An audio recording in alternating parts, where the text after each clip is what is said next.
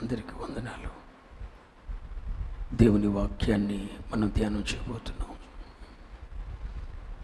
ఈనాటి ధ్యానం కొరకు యోహాను సువార్త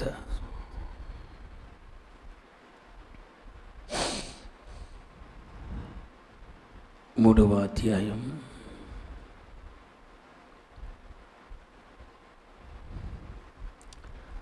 5వ వచనం నుండి 8వ వచనం వరకు, ఒక వచనం మీరు, ఒక వచనం నేను, ఆఖరి వచనం అందరూ చదువుకుందాం. యోహాను సువార్త 3వ అధ్యాయం 5వ వచనం నుండి 8వ వచనం వరకు.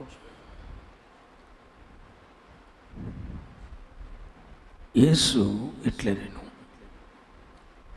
ఒకడు నీటి మూలముగాను ఆత్మ మూలముగాను జన్మించితేనే కాని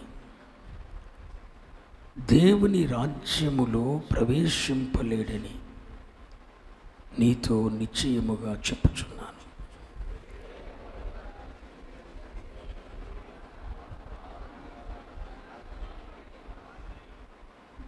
మీరు క్రొత్తగా జన్మించవలెనని నేను నీతో చెప్పినందుకు ఆశ్చర్యపడవద్దు.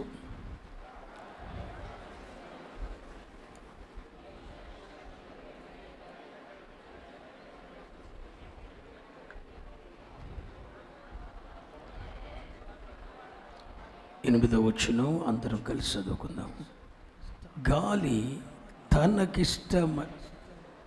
తనకిష్టమైన చోటును విసరును, నీవు దాని శబ్దము విందువే గాని అది ఎక్కడ నుండి వచ్చునో ఎక్కడికి పోవునో నీకు తెలియదు. ఆత్మ మూలముగా జన్మించిన ప్రతివాడును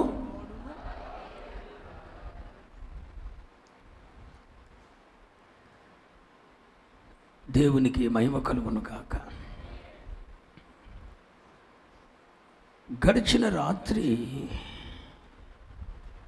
చాలా ప్రాముఖ్యమైన సందేశాన్ని పరిశుద్ధాత్మ దేవుడు మనకు నేర్పించాడు. ఒకడు క్రొత్తగా జన్మించితేనే కానీ వాడు దేవుని రాజ్యాన్ని చూడలేడు.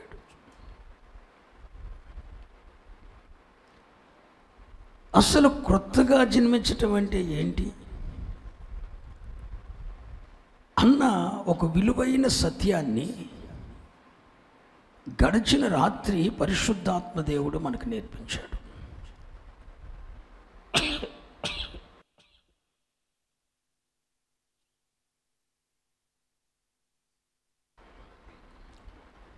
స్తోత్రం చెప్పండి, హల్లెలూయా. అసలు నూతన జన్మ, క్రొత్తగా జన్మించటం అంటే అర్థం ఏంటి? ఏదో బాప్తిస్మం తీసుకుంటే,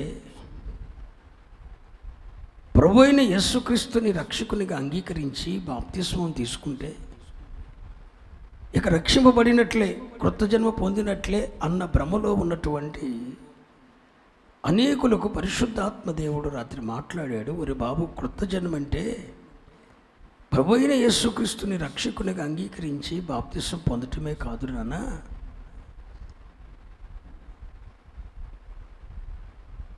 క్రొత్తగా జన్మించటం అంటే మానవ జీవము, నీలో ఉన్నది మానవ జీవం. ఇది ఆదాము నుండి నీ పితరులకు, నీ పితరుల నుండి నీ తల్లిదండ్రులకు, నీ తల్లిదండ్రుల నుండి నాకు, నీ తల్లిదండ్రుల నుండి నీకు సంక్రమించింది. మనుషుని నుండి వచ్చిన ఈ జీవం మనుషుని యొక్క స్వభావాన్ని మనకు అంటకట్టింది.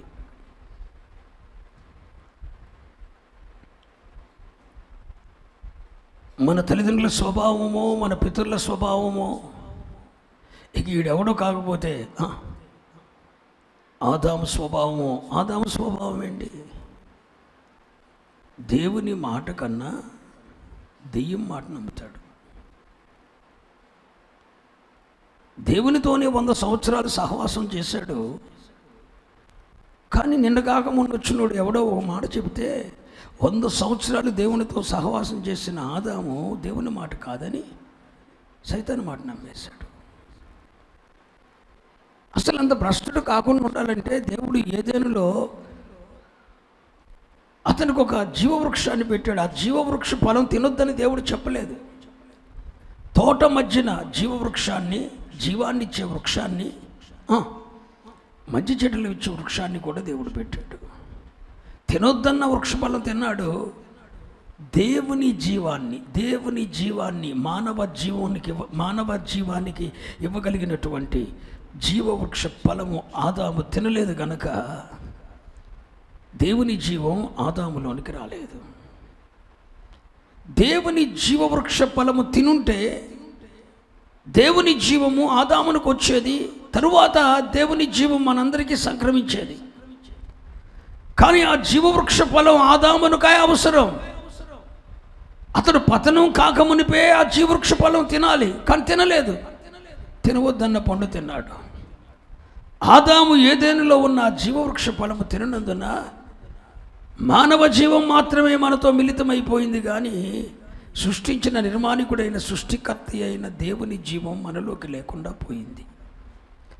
ఇక ఆదాము నుండి వచ్చిన ప్రతి మనుషులు కూడా మానవ జీవంతోనే మనుగడ సాగిస్తున్నాడు తప్ప దేవుని జీవం అనేది అతనిలో లేదు. నేను రాత్రి మీతో చెప్పాను, మానవ జీవం మానవ స్వభావాన్ని ఇస్తే దేవుని జీవం దేవుని స్వభావాన్ని ఇస్తుంది. ఇప్పుడు ఈ మానవ జీవం మనలో అందరిలో ఉంది. మానవ స్వభావాలు అందరిలో ఉన్నాయి.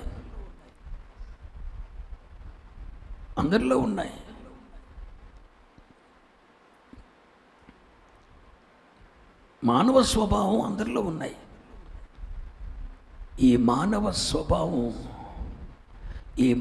స్వభావానికి అదనంగా ఏదవసరం?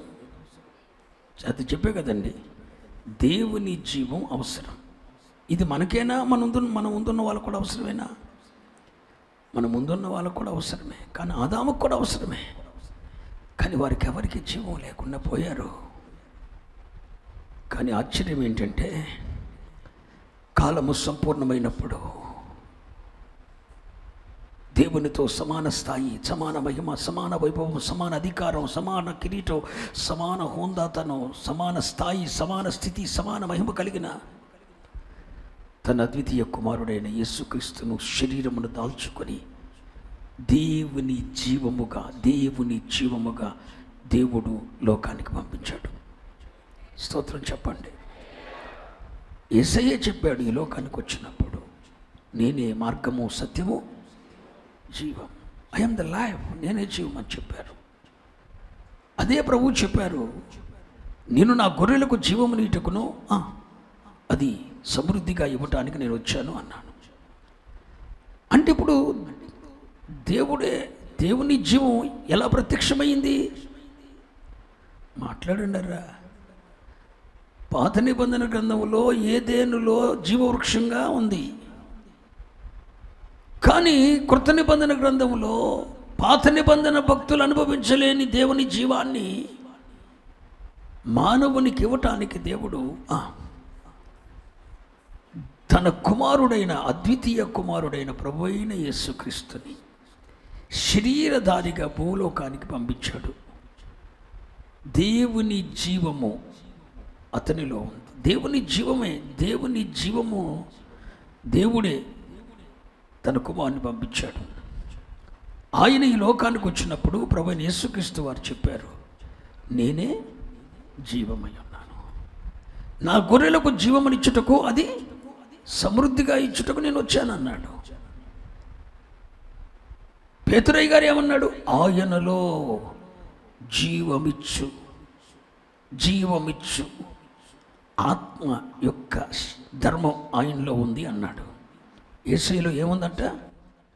జీవమిచ్చే ఆత్మ యొక్క ధర్మం ఉందట. ఆయన మాటలో జీవం, ఆయన భూమిలో జీవం, ఆయన హస్తములో జీవం, ఆయన నీడలో జీవం, ఆయన తాకిడిలో జీవం. జీవం ప్రత్యక్షమైంది. నేను మొదటే చెప్పాను, మానవ జీవం మానవునికి ఏమిచ్చింది చెప్పాలరా? మానవ స్వభావాన్ని ఇచ్చింది. ఈరోజు మానవుడు మానవ స్వభావంతోనే ఉన్నాడు, కానీ మానవునిలో ఏం లేదు.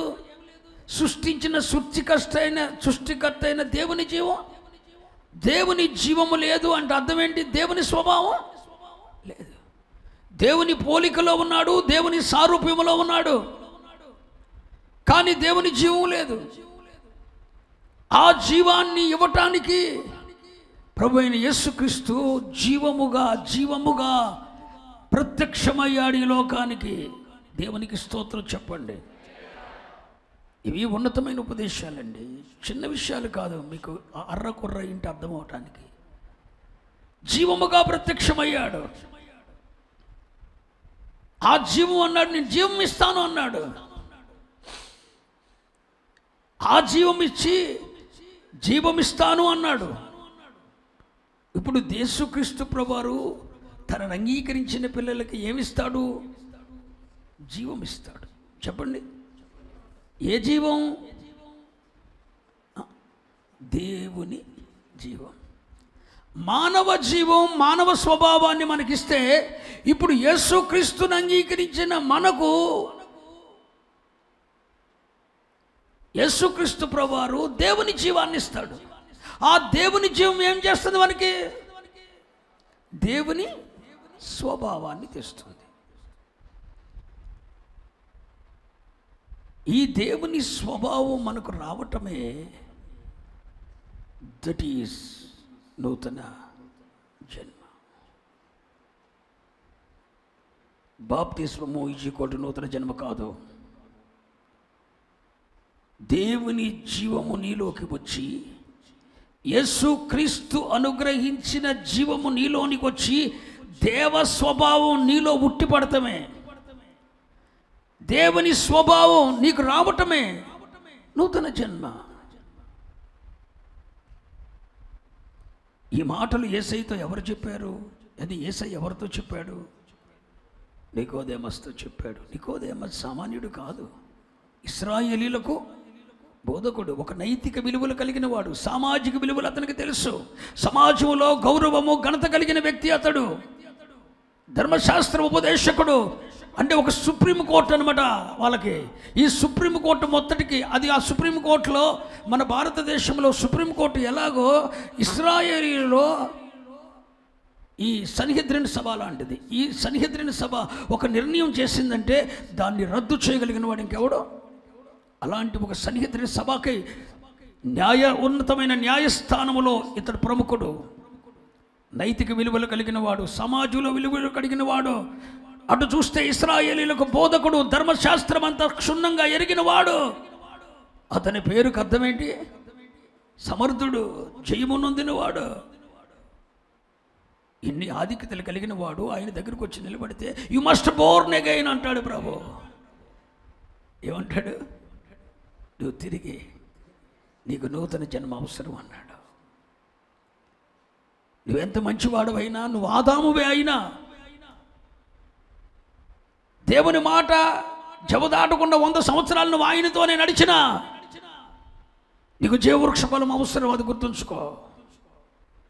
దేవుని జీవం నీకు అవసరం. ఆ దేవుని జీవాన్ని ఆదాము ఎదుటే పెట్టాడు, కానీ ఆదాము అనుభవించలేదు. 2000 సంవత్సరాల నుండి జీవముగా ప్రత్యక్షమైన యేసుక్రీస్తు మన మధ్యనే ఉన్నాడు. ఆత్మస్వరూపిగా మనతోనే ఉన్నాడు, మన మధ్యనే ఉన్నాడు, మన మధ్యనే సంచరిస్తున్నాడు. జీవముగా ప్రత్యక్షమయ్యాడు, మన మధ్యనే ఉన్నాడు, మనతోనే ఉన్నాడు. ఇప్పుడు జీవముగా ప్రత్యక్షమైన ఆయన 2000 సంవత్సరాల నుండి మన మధ్యనే ఉన్నాడు, మనతోనే ఉన్నాడు. జీవముగా ఇంకా మన మధ్యనే ఉన్నాడు.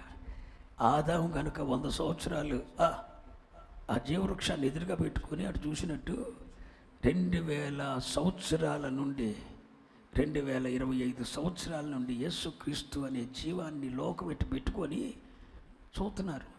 ఏ పొగదలే వచ్చింది ఆదాంకి? తినొద్దని లేదుగా జీవవృక్షాన్ని. తినొద్దన్న దాన్ని మాత్రం తినేశాడు, తినకూడదన్న దాన్ని మాత్రం తినొచ్చు అన్నదాన్ని తినలేదు, తినకూడదు అన్నదాన్ని మాత్రం ఈ జీవవృక్షం ఎదుర్కొని పెట్టాడుగా. అంటే అర్థం ఏంటి తెలుసా? లోకానికి కూడా ఆదాము ఎదుటే జీవవృక్షం ఉన్నట్లు జీవము ప్రత్యక్షం అవుతుంది. ఆదాములాగే సమస్త మనుషులు చేస్తారు. అదే చేస్తుంది ఈ రోజున. నువ్వు రక్షింపబడి ఇప్పటికే 15 సంవత్సరాలు అయింది కదా, 25 సంవత్సరాలు అయింది కదా. మారు మనసు పొంది ప్రభువైన యేసుక్రీస్తుని దేవునికి అంగీకరించి సంఘములో చేర్చబడి పరిశుద్ధ బలులు ఆచరిస్తూ బైబిల్ పట్టుకొని బోధకుడువై 20 సంవత్సరాల పైన అయింది కదా. మరి ఆ జీవవృక్ష ఫలం తిన్నావా? ఆ జీవమిచ్చే యేసయ్యను నువ్వు అనుభవించావా? దేవుని జీవమైన యేసుక్రీస్తును నువ్వు నీలోనికి రానిచ్చావా? ఆ జీవాన్ని నువ్వు పొందావా? ఆ జీవాన్ని పొందితే గుర్తు ఏంటంటే నీకు నూతన జన్మ వస్తుంది. నూతన జన్మ వస్తుంది. ఆ నూతన జన్మ వచ్చినప్పుడు ఏమవుతుంది? మనుషుని నుండి వచ్చిన స్వభావం, మనుషుని నుండి వచ్చిన జీవం మనుషుని స్వభావాన్ని ఇస్తే దేవుని జీవముగా ప్రత్యక్షమై ఉన్న యేసుక్రీస్తుని మనము ఆస్వాదించగలిగితే, మనము అనుభవించగలిగితే, నిజంగా ఆయనను మనం అనుభవించగలిగితే, బలరాధన అదే. బలరాధన చెప్పే మర్మం అదే. ఇదిగో ఇది నా శరీరము, ఇది నా రొట్టె, ఎవడు నా శరీరమును తిను రక్తము తాగునవాడు జీవం కలవాడు. మరి రొట్టె ద్రాక్షరసం తినేస్తున్నావు, ఆ జీవం మనలోకి ఎందుకు ప్రత్యక్షం కాలేదు? ఆ జీవం మనకు వస్తే నిజంగా మన స్వభావం మార్చబడాలి. స్వభావము మార్చబడటమే, మానవ స్వభావము మార్చబడి అది దైవిక స్వభావముగా మార్చబడటమే చెప్పండిరా నూతన జన్మ. ఇది గడిచిన రాత్రే చెప్పాను నేను. ఈరోజు క్రొత్తగా ఎవరైనా భక్తులు వస్తే ఆ భక్తులకు అర్థమవుద్దేమని మళ్ళా ఈ గోలంతా. అర్థమైందా?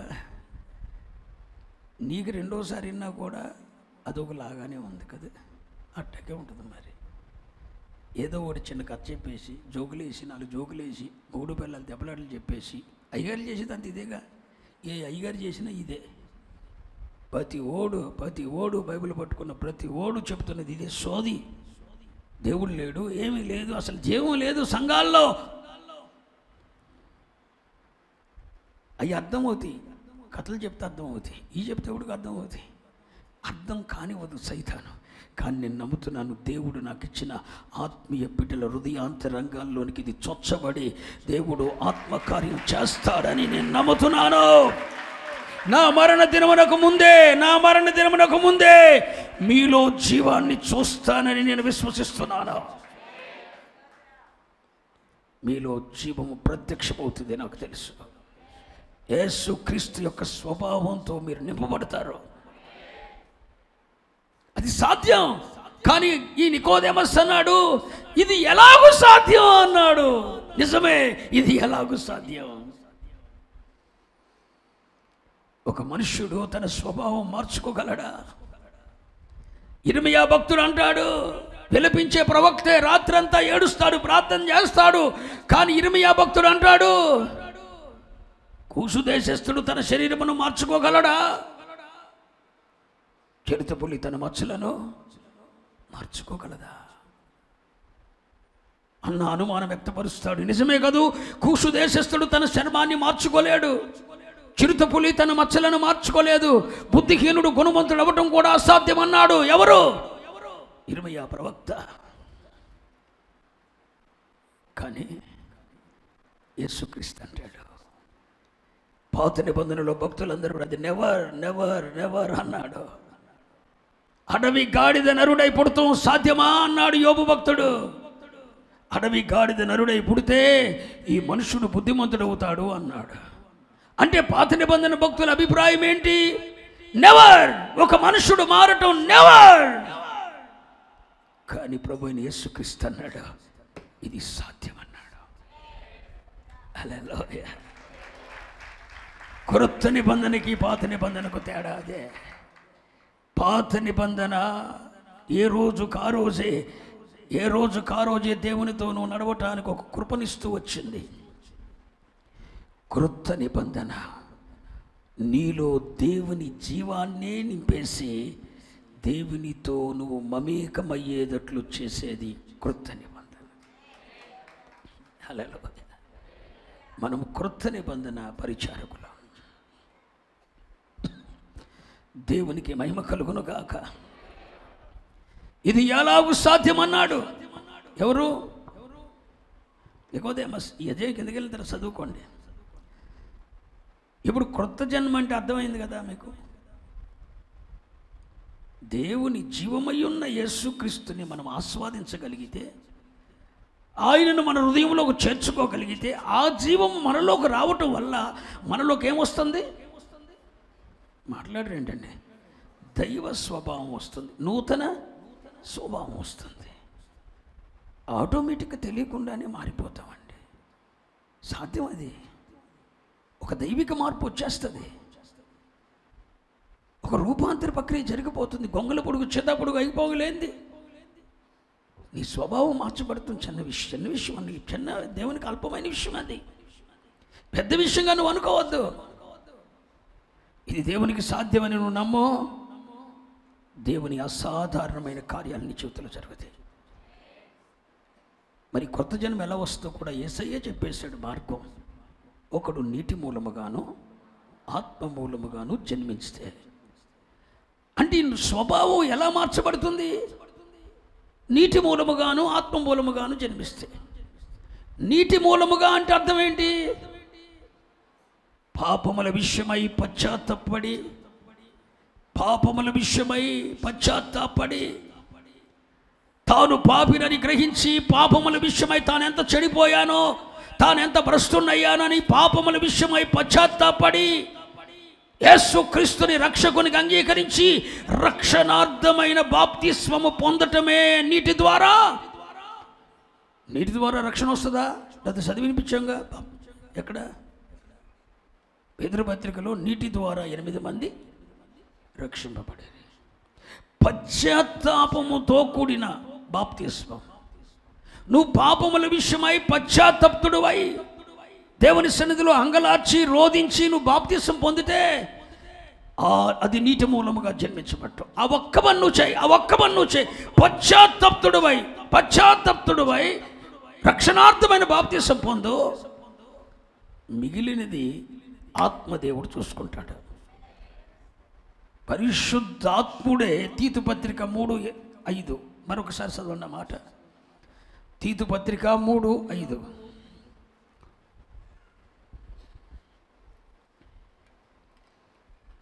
మనము నీతిని అనుసరించి చేసిన క్రియల మూలముగా కాక తన కనికరము చొప్పుననే. అసలు ఒక్కొక్క మాట ఒక్కొక్క ప్రసంగం. దాన్ని ఏం చెప్పాలి, ఎంత చెప్పాలి? మనమేదో చేస్తే దేవుడు చేయడు. మనము నీతిని అనుసరించి చేసిన క్రియల మూలముగా కాక తన కనికరము చొప్పుననే. హలో, తన కనికరము చొప్పునే తన కనికరము చొప్పునే పునర్జన్మ సంబంధమైన స్నానము ద్వారా పరిశుద్ధాత్మ పశ్చాత్తాపంతో తీసుకున్న బాప్తిస్మము ద్వారా పరిశుద్ధాత్మ మనకు నూతన స్వభావమును కలుగచేస్తుంది. అది నూతన జన్మ. పూర్తిగా మన స్వభావం మార్చబడుతుందండి. ఒక ఉపవాస కూడిక పెడితే అతడు రూపాంతరపరచబడాలి. ఉపవాస కూడికలు నేను పెట్టి నువ్వు పెట్టి నేను పెట్టి ఎందుకు ఉపయోగం? ఒక్క మనుషుల్లో రూపాంతరపరచబడినప్పుడు అది ఉపయోగం కాదండి. సంఘములో ఒక నూతనత్వం. ప్రభు రాకడ సమీపిస్తుంది. ప్రభు మేఘాల మీదకి వచ్చే సమయం ఆసన్నమైపోయింది. లోకం మీదకి ఉగ్రత పాత్రలు గుమ్మరించే సమయం ఆసన్నమైపోయింది. దేవుడు తన ఉగ్రతను కుమ్మరించబోతున్నాడు. మాట వినని సువార్తకు లోబడని ఈ భూమి మీదకి న్యాయమైన దేవుని తీర్పు రాబోతుంది. ఆ తీర్పు వస్తుందని ముందే చెప్పాడు ప్రభు. దేవుడు లోకమునకు తీర్పు తీర్చడానికి సిద్ధపడుతున్నాడు. 7 ఏండ్లు మహాశ్రమ. లోకము పుట్టినది మొదలుకొని ఇప్పటి వరకు ఎవడు వినని, ఎవరు చూడని, ఎవడు అనుభవించని, అది ఇలా ఉంటుందని ఎక్స్పెక్ట్ చేయలేని భయంకరమైన ఒక శ్రమ లోకానికి రాబోతుంది. అప్పుడు దేవుని ఉగ్రతలు భూమి మీద కుమర్చబడిపోతున్నాయి. ఆ దేవుని ఉగ్రత నుండి తప్పించటానికి యేసుక్రీస్తు ప్రభు తన పిల్లలైన వారిని తప్పించటానికి మేఘారూఢుడై మధ్యాకాశానికి రాబోతున్నాడు. ఆ మధ్యాకాశానికి రాకమునిపే నీలో క్రొత్త జన్మ రావాలి. ఆ ఆల్రెడీ నువ్వు బాప్తిసం పొందావు, మరలా నువ్వు బాప్తిసం పొందమని చెప్పట్లేదు. పశ్చాత్తాపడటానికి ఈ రోజైనా అవకాశం ఉంది. పశ్చాత్తాపడటానికి నీ మరణ దినం రోజునైనా అవకాశం ఉంది. నాకు లాంటి వాడు కాదు దేవుడు.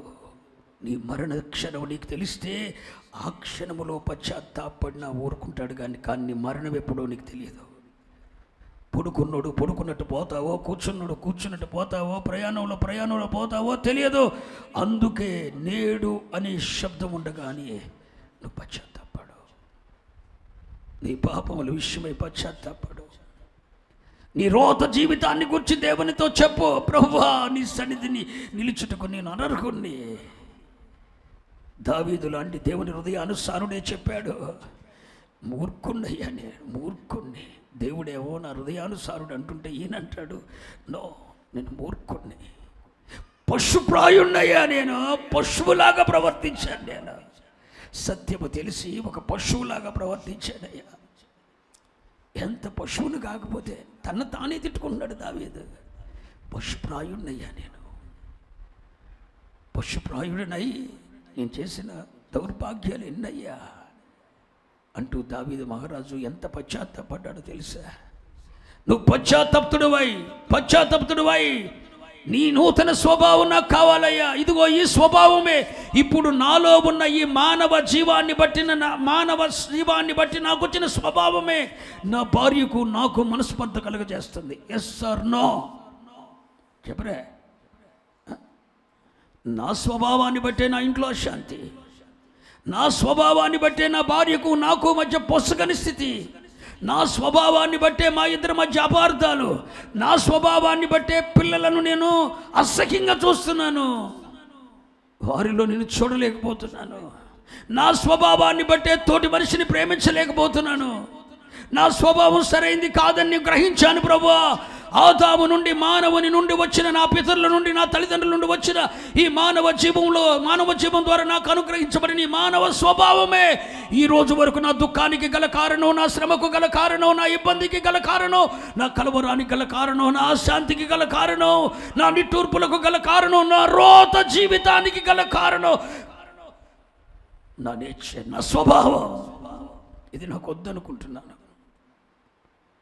పరిశుద్ధాత్మ, నీ స్వభావం నాకు కావాలి, కానీ అది నాకు అసాధ్యం. నాకు తెలుసు. ట్రై చేశాను నెమ్మదిగా ఉండాలని, నా వల్ల అవ్వలేదు. కూల్గా ఉండాలనుకుంటున్నాను ప్రభువా, ఉండలేకపోతున్నాను. అలా ప్రవర్తించకూడదు అనుకుంటున్నాను, అలాగే ప్రవర్తిస్తున్నాను. నాకు తెలుసయ్యా ఇది నాకు అసాధ్యమని.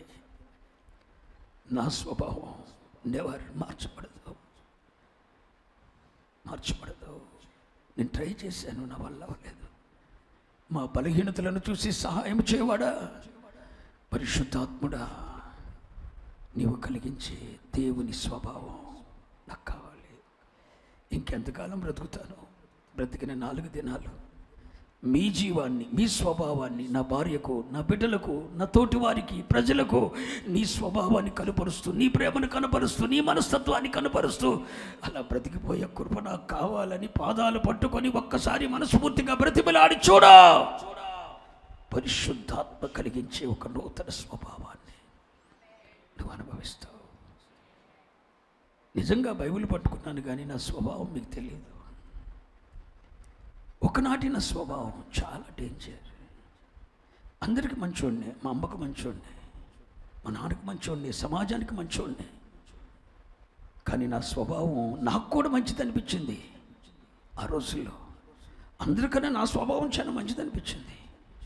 కానీ వాక్యపు విలువలు తెలిసిన తర్వాత నా స్వభావం ఎంత పనికి మాలిందో, ఇది నిజంగా దేవుని స్వభావం కాదు అని నాకు అర్థమైన తర్వాత నేను అలాగే పాదాలు పట్టుకొని కొన్ని నెలలు, కొన్ని సంవత్సరాలు బ్రతిమలాడుకున్నా. ఆ రోజు నుండి దేవుడు క్రమక్రమంగా గ్రాడ్యువల్గా దేవుడు తన స్వభావాన్ని, ప్రతికూలతల్లో కూడా నెమ్మదిగా ఉండే స్వభావాన్ని, దేవుని నీతి ఏంటో గ్రహించే స్వభావాన్ని, అది మనకు నీతిగా కనపడిందల్లా అది మన నీతి, కానీ దేవుని నీతి కాదు. దేవుని నీతికి మన నీతికి చాలా వ్యత్యాసం ఉంటుందండి. మన నీతి క్రియలన్నీ దేవుని దృష్టికి మాట్లాడరే మురికి గుట్టలు. అసలు దేవుని నీతి ఏంటో మనకు తెలవాలన్నా పరిశుద్ధాత్ముడు కలిగించే నూతన స్వభావం వస్తేనే అర్థమవుతుంది. అప్పుడు దేవుని నీతి మనకు అర్థమైతే మన నీతి అంతా ఒట్టిదన్న సంగతి అర్థమవుతుంది. దేవుడిచ్చే సమాధానం రాత్రే చెప్పాను ఈ విషయాలన్నీ. దేవుని సమాధానం, పరిశుద్ధాత్మ యందలి ఆనందం, ఇవన్నీ చూడాలంటే నూతన జన్మ. ఈ నూతన జన్మ అంటే అర్థం ఏంటి? నీ స్వభావం మార్చబడి పరిశుద్ధాత్మ నీకిచ్చే నువ్వు నీటి మూలంగా జన్మించబడాలంటే పశ్చాత్తాపతుడవై నీ పాపముల విషయమై పశ్చాత్తాపడి పాపములతో సంబంధం తెంచుకొని దేవునితో అంటుకట్టబడి బాప్తిసం పొందటం నీటి మూలంగా జన్మించటం అంటే. ఆత్మ మూలంగా జన్మించడం అంటే అర్థం ఏంటంటే ఆ ఒక్క పని మనం చేస్తే మిగిలిన పని అంతా ఎవరు చేస్తారని అర్థం? పరిశుద్ధాత్మ దేవుడు చేస్తాడు. అసలు మనం చేతగానిదంటూ, మనకు చేతగానిది ఏదైనా మనతో అయ్యేటట్టు చేయగలిగిన వారే పరిశుద్ధాత్మ దేవుడు. పరిశుద్ధాత్మ దేవుడు అండి, పరిశుద్ధాత్మ దేవుడే మన వల్ల కానిదంతా వల్ల అయ్యేటట్టు చేస్తాడు. మనము చేయలేనిదంతా చేయగలిగేటట్టు చేస్తాడు. పరిశుద్ధాత్మ దేవుడు మనతో ఉన్నప్పుడు అనుక్షణం అంతా విజయమే కలుగుతుంది. హల్లెలూయా, చెప్పున హల్లెలూయా. అందుకే దైవజనుడు అంటాడు, పరిమళించునే నా సాక్ష్య జీవితమే పరిశుద్ధాత్ముడు నన్ను నడిపించుచున్నందునే పరిమళించునే నా సాక్ష్య జీవితము పరిశుద్ధాత్ముడు నన్ను నడిపించు. ఈ నోటితో పరిశుద్ధాత్మలో హర్షధ్వనులతో హర్షధ్వనులతో పరిశుద్ధాత్మలో హర్షధ్వనులతో హర్షధ్వనులతో అత్యున్నత సింహాసనముపై ఆసీనుడా దేవదూతలు ఆరాధించు పరిశుద్ధుడా యేసయ్యా నా నిలువెల్ల. మీ మనసులో తేలికవుతున్నాయా? యేసయ్యా నా నిలువెల్ల నా మనసారని సన్నిధిలో సాగిలపడి నమస్కారము. అందరిలాగా కాదు, సాగిలపడి నమస్కారము.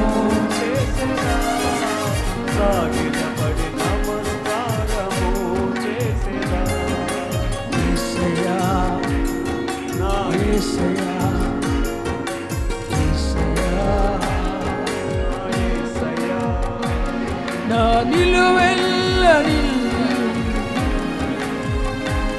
నా మనసారని సన్నిధిలో సాగిలపడి నమస్కారము. మనసారా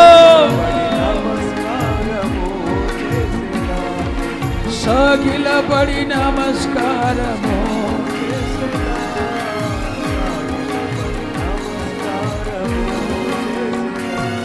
హల్లెలూయా, స్తోత్రం చెప్పు.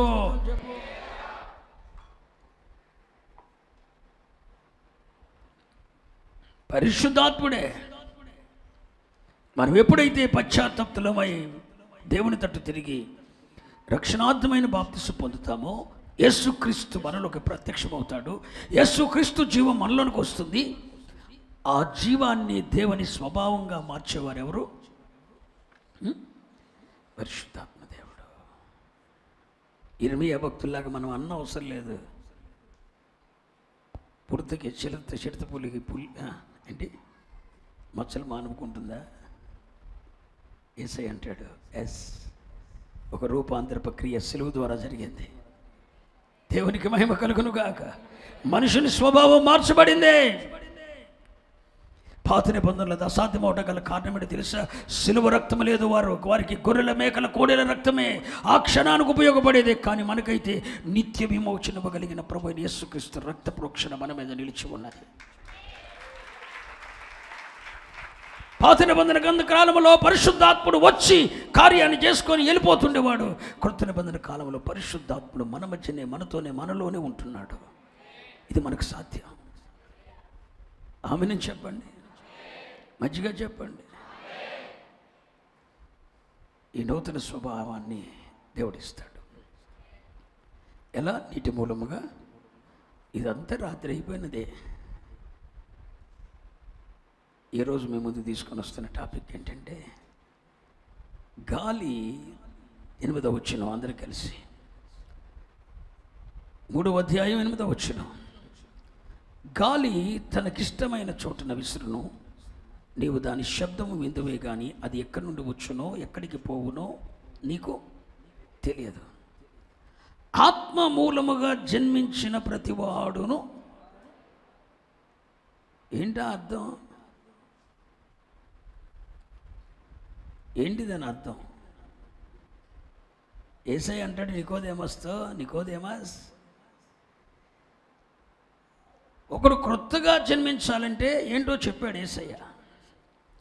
అది నీ వల్ల కాదు, నీటి మూలముగాను ఆత్మ మూలంగాను జన్మించాలని యేసయ్య చెప్పాడు. పరిశుద్ధాత్ముడే ఇస్తాడని చెప్పాడు. అలా నూతన జన్మ పొందినవాడు అనగా ఆత్మ మూలముగా స్వభావం మార్పు చెందినవాడు ఎలా ఉంటాడంటే, యేసయ్య చెప్పిన మాట ఏంటంటే గాలి తనకిష్టమైన చోట విసురుతుంది.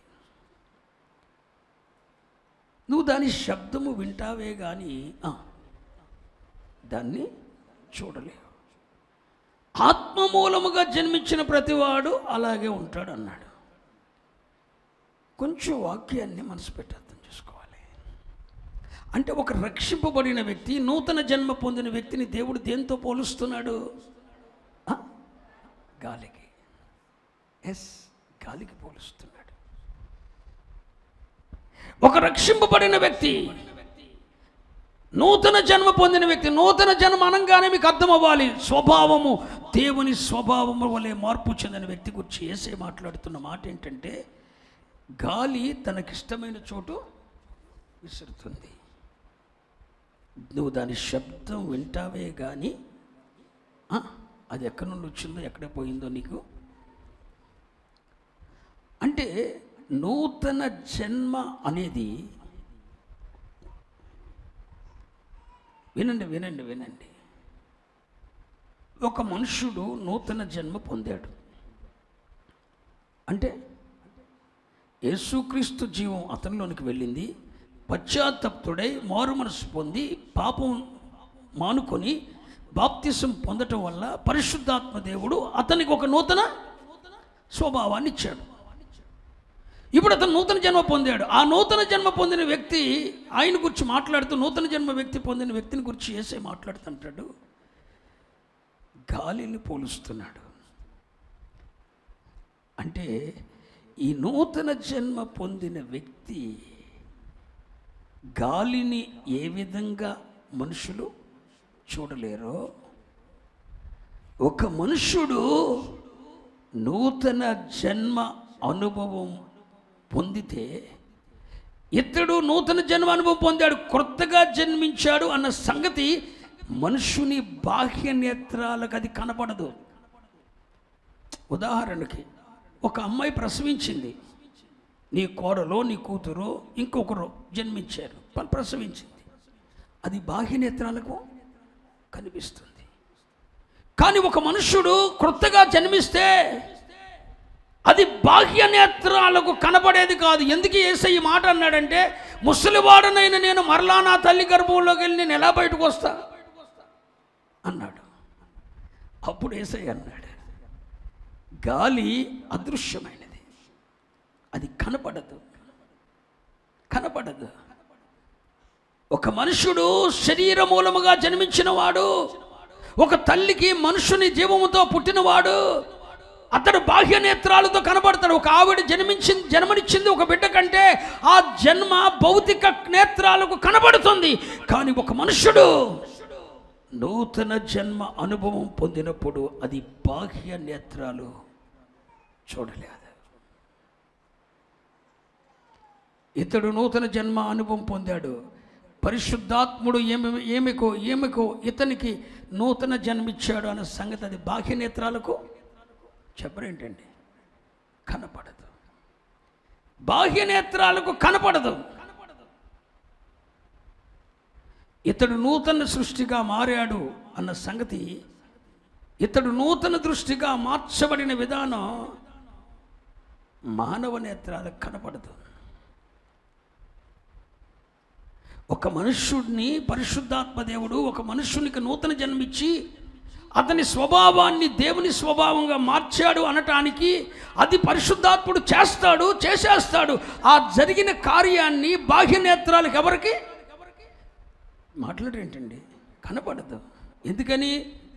అది మనుష్యుడు చేసింది కాదు, పరిశుద్ధాత్ముడు చేసినది కనుక అది ఫలానా వ్యక్తి ఫలానా సేవకుడు నూతన జన్మ పొందాడు అన్న సత్యం. ఇప్పుడే నూతన జన్మ పొందాడు, ఈ క్షణమే నూతన జన్మ పొందాడు, కొత్తగా జన్మించాడు, అతని స్వభావం మార్చబడింది, ఇప్పుడే పరిశుద్ధాత్ముడు చేశాడు అన్న సంగతి మనుషుల బాహ్య నేత్రాలకు కనపడదు.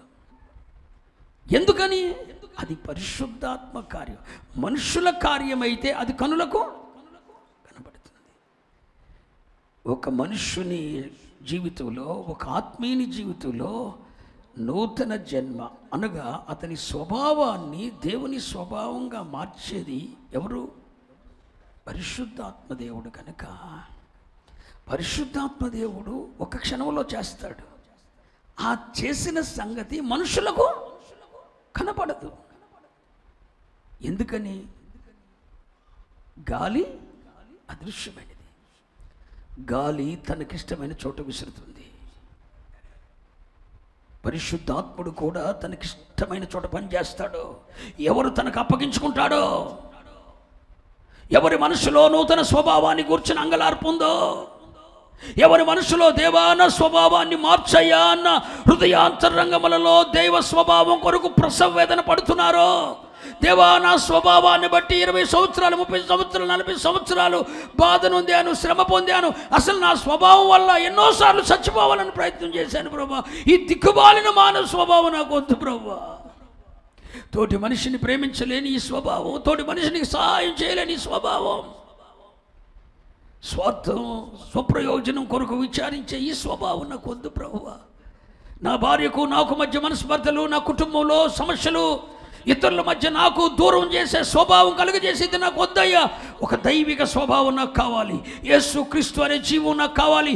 ఆ జీవము ద్వారా పరిశుద్ధాత్ముడా నీ స్వభావం నాకు కావాలని ఎవరు దైవిక స్వభావం కొరకు, దేవుని స్వభావం కొరకు ప్రసవ వేదన పడి, పురుటి నొప్పులు పడి, జయ జీవితం కొరకు, పాపము మీద జయం పొందటానికి, పాపము మీద, శరీర కోరికల మీద, తుచ్చమైన అభిలాషలు వదిలించుకోవాలని చెప్పి ప్రసవ వేదన పడతారు. ఊహలలోనైనా పాపము చేయని ఒక పవిత్రమైన జీవితం నాకు కావాలని ఎవరు దేవుని సన్నిధిలో అంగలారుస్తారో వారి అంతరంగాన్ని ఎరిగిన పరిశుద్ధాత్ముడు తనకిష్టమైన చోట ఆ కార్యాన్ని చేసి ముగించేస్తాడు. కానీ ఆ కార్యం అతనిలో జరిగిందన్న సంగతి ఎవరికి మాట్లాడరేంటంటే తెలియదు.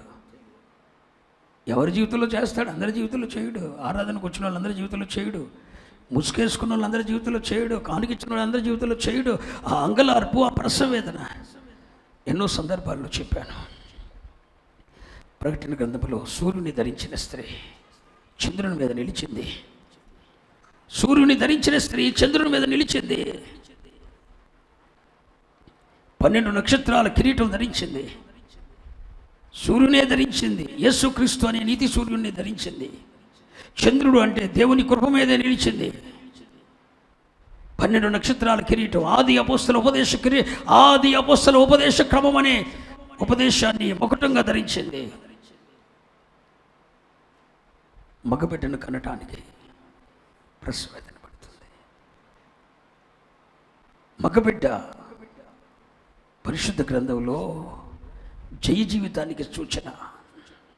జయ జీవితం కొరకు ఆమె ప్రసవేదన పడుతుందండి. ఆ సంఘం అలా ప్రసవేదన పడుతున్న ఆ స్త్రీని, ఆ సంఘాన్ని ఒక ఘట సర్పం హాని చేయాలని చూస్తుంది. ఆ మగబిడ్డను జయ జీవితం కనకుండా పాపం మీద జయం కావాలని ప్రయాసపడేవారు, ఉపవాసాలు ఉండేవారు. ఉపవాసం ఉన్నది ఎందుకురా? దేవుడు ఉద్యోగిస్తాడు. ఒకటి గుర్తుంచుకో, భౌతిక సంబంధమైన అవసరాల కొరకు కాదు నువ్వు ఉపవాసం ఉండాల్సింది. మొదట ఆయన నీతిని, ఆయన రాజ్యాన్ని నీ వెతుకో. నీకేవి కావాలో అవన్నీ నీ పరలోకపు తండ్రి నీకు అనుగ్రహిస్తాడు. అసలు నీకేం కావాలో నీ తండ్రి నీకు ఇచ్చేస్తాడు. మాట తప్పడో, ఆయన అబద్ధం ఆటకు మనుషుడు కాడో. మొదట నువ్వు వెతకాల్సింది దేవుని నీతిని, దేవుని రాజ్యాన్ని. దేవుని నీతిని, దేవుని రాజ్యాన్ని వెతుకో. నీకేం కావాలో నువ్వు అడగకుండానే ఆయన ఇచ్చేస్తాడు. నాకు ఇచ్చాడు, ఇస్తున్నాడు. ప్రతి క్షణం నేను అడిగితే నాకు ఏది ఇవ్వలేదు ఆయన, నేను అడగకోకుండా నన్ను ఇచ్చేశాడు. నీ జీవితంలో అద్భుతం చేయగలడు. అదుగో ఆ సూర్యుని ధరించిన స్త్రీ చంద్రుని మీద నిలిచి 12 నక్షత్రముల కిరీటము ధరించి జయ జీవితం కొరకు పురిటి నొప్పులు పడుతుందండి, ప్రసవ వేదన పడుతుందండి. పాపం మీద జయం కావటానికి ప్రసవ వేదన కావాలి, అంగలార్పు కావాలి, శరీరాన్ని నలగగొట్టుకోవాలి. ఒక దైవిక స్వభావం నాలో రావాలని దేవునికి మొర్ర పెట్టుకోవాలి, బ్రతిమాలుకోవాలి. నా స్వభావం మార్చబడాలని. అర్థమవుతుందన్న వాళ్ళు దేవునికి స్తోత్రం చెప్పండి. నా స్వభావం నా తల్లిదండ్రులు నాయాస పెట్టిందయ్యా. నా స్వభావం నా జీవితాన్ని నల్లేరు చేసిందయ్యా. నా స్వభావం ఎంతోమందికి నేను అసహ్యంగా కనబడేటట్టు చేసిందయ్యా. వద్దో నాకు ఈ స్వభావం, నాకు జయ జీవితం కావాలి. ఇచ్చల మీద, కోరికల మీద, అయ్యా పాపం మీద, నా ఆలోచనల మీద నాకు జయ జీవితం కావాలని ఎవరు పరసవేదన పడతారో, ఉపవాసాలతో ప్రార్థనలతో శరీరాన్ని నలగగొట్టుకొని ఆ దైవిక స్వభావం కొరకు అంగలారుస్తారో అటువారు ఖచ్చితంగా మగబిడ్డనే కంటారు. మగబిడ్డ అంటే జయ జీవితం. హల్లెలూయా చెప్పండి హల్లెలూయా. ఈ నూతన స్వభావం కొరకు అంగలార్చేవారు ప్రసవేదన పడతారు. మందిరానికి వచ్చిన వారందరూ ప్రసవేదన పడతలా. ఒక దైవిక స్వభావం నాకు రావాలి, నా స్వభావం మార్చబడాలి, దేవ స్వభావం నాకు కావాలని జయ జీవితం కొరకు, పాపం మీద జయ జీవితం కొరకు పోరాడేవారు అందరూ కాదండి, కొంతమందే. జరిగే ఉపవాస క్రమాలన్నీ కూడా జయ జీవితం కొరకు కాదు. సైతాను డూప్లికేట్ దించుతుంది. ఒకటి ఒరిజినల్ ఉంటే సేమ్ అది మార్కెట్లో ట్రెండ్ అవుతుంది అనుకుంటే సేమ్ అదే దాన్ని మార్కెట్లో దించేస్తారు. అవునా కాదా? ఒకటి బాగా మార్కెట్లోకి వెళ్తుంది, సేమ్ అదే దాన్ని డూప్లికేట్ వచ్చేస్తుంది. సంఘాల్లో కూడా ఇదే. ఈడు పెట్టాడు ఉపవాసకుడిగా, ఆడు పెట్టాడు. ఇక్కడేమో జయ జీవితం కొరకు పోగులాడతారు. పాపం మీద జయ జీవితం కొరకు స్వభావం మార్చబడాలని, లేవు దైవిక విషయాల కొరకు ఉపవాసాలు ఉండి దేవుని సన్నిధిలో ప్రార్థన చేస్తారు. అక్కడేమో ఇంకో చోటేమో ఇంకొకటి, ఇంకొక చోటేమో ఇంకొకటి. నేను ఎవరిని విమర్శించడం లేదు, ప్రతి చోట ఒకటే జరగాలని కోరుకుంటున్నా. అదేంటంటే ప్రసవ వేదన. దేని కొరకు? మరి అలా ప్రసవేదన పడిగే వారి జీవితంలో దేవుడు, పరిశుద్ధాత్మ దేవుడు నూతన స్వభావాన్ని, నూతన జన్మను ఇస్తాడు, కార్యం చేస్తాడు. అది మనుషులకు కనపడేది కాదు. గాలి అదృశ్యమైనది, నూతన జన్మ కూడా అదృశ్యమైనది, అది కనపడేది కాదు. కార్యం జరిగిపోద్ది ఒక్క క్షణంలో. నువ్వు వెరక్కోకుండా, అసలు నీ వెరక్కోకుండానే ఆ కార్యం జరిగిపోద్ది. నీకు చెప్పు చేయడు దేవుడు, నీకు తెలియదు. ఒక్క క్షణంలో కనురెప్పబాటులో జరిగిపోతుంది, అది నీకు తెలియదు. గాలి అదృశ్యమైంది. ఆ నూతన జన్మ కార్యం, నీ స్వభావం మార్చబడిన సంగతి కూడా నువ్వు ప్రార్థన చేస్తూనే ఉంటావు, కార్యం జరిగిపోద్ది. గాలి విసురుతుంది, గాలి నీ కళ్ళకు కనపడదు. ఆత్మకార్యం జరుగుద్ది, నువ్వు గెస్ చేయలేవు. ఇది ఈ మర్మాన్ని యేసయ్య నికోదేమస్తో చెప్తున్నాడు. అర్థమైందన్న వాళ్ళ దేవుని స్తోత్రం చెప్పండి. మొట్టమొదటి గాలి ఏంటి? అదృశ్యమైనది. అంటే ఆత్మకార్యం, నూతన జన్మ కార్యం కూడా కళ్ళకు కనబడేది కాదు. అది పరిశుద్ధాత్మ దేవుడు చేసేది. నువ్వు కూడా దాన్ని గ్రహించలేవు. జరిగిందన్న సంగతి నీకు అర్థం కాదు. కొంతకాలానికి గ్రాడ్యువల్గా ఏంటి అయిపోయాను, నిజంగానే దేవుడు నా ప్రార్థన విన్నాడు అనుకుంటావు. అది ఎప్పుడో ఆత్మకార్యం జరిగిపోయింది. హల్లెలూయా. ఆ గాలి నీకు కనబడదు బిడ్డ. ఆ పరిశుద్ధాత్మ కార్యం నీకు అర్థం అవ్వదు బిడ్డ. ఆ కార్యమే దేవుడు ఈ ఉపవాస దినాల ఆరంభములోనే మనలో, నాలో, నీలో చేయాలని దీవిస్తున్నాను. ఇక రెండవది, గాలి కనపడదు కానీ గాలి విసిరింది. శబ్దం వినపడద్దా? మాట్లాడండారా? గాలి కనపడిన మాట వాస్తవమే. ఒక వ్యక్తిలో దేవుడు నూతన జన్మ అనుభవాన్ని ఇస్తే అది మనుషులకు కనపడదు, వాస్తవమే. కానీ గాలి కనపడిన మాట వాస్తవమే. నూతన జన్మ అనుభవం దేవుడిచ్చింది కూడా కనపడిన మాట వాస్తవమే. గాలి కనపడదు కానీ దాని శబ్దం మాత్రం మనం వింటాం. హలో, గాలి కనబడదంతే. బుయ్యమని వీసింది గాలి. ఒరే గాలి వస్తుందిరా అంటావా లేదా? కనపడనంత మాత్రాన వినపడదా? గాలి వినపడదు, కనపడదే కానీ దేవుడు నీలో చేసిన, నీ స్వభావం మార్చిన అనుభవం నీకు కనపడదు కానీ నీలో కార్యము ఆరంభం అవ్వగానే శబ్దం మాత్రం నీకు వినపడుతుంది. నీ అంతరంగములో నుండి ఒక స్వరం వినబడుతుంది. ఫీల్ అవ్వద్దురా బాబు, నువ్వు ఫీల్ అవ్వద్దు. చూడు, నీకు తెలియకుండానే నువ్వు మారిపోతున్నావు. నీకు తెలియకుండానే నీలో ఆత్మకార్యం జరిగింది. ఏదో ఒక తెలియని నీలో అంతరంగ స్వరం వినపడుతూ ఉంటుంది. ఆ స్వరం ఏంటో తెలుసునా?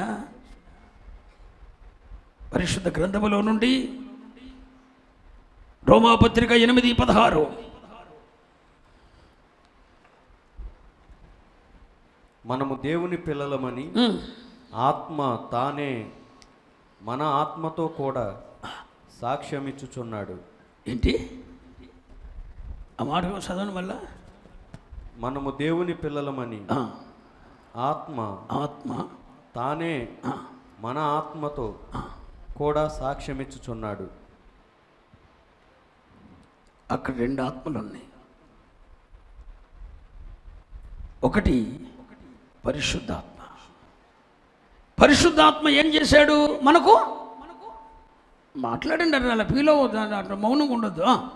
మనకు నూతన స్వభావాన్ని ఇచ్చాడు, నూతన జన్మిచ్చాడు. ఇచ్చిన తర్వాత అది కనబడదు కానీ అలా కొంచెం మూవ్ అవుతూ ఉండగానే ఆత్మ, ఆ వాక్యం పెట్టినానా, ఆత్మ అంటే పరిశుద్ధాత్మ తానే మన ఆత్మతో, మన కాన్షియస్నెస్తో ఆత్మదేవుడు చెప్తాడు,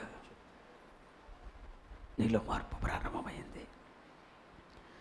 నువ్వు దేవుని బిడ్డవే, నువ్వు దేవుని సొత్తువే, నీలో దేవుని స్వభావం వస్తుంది.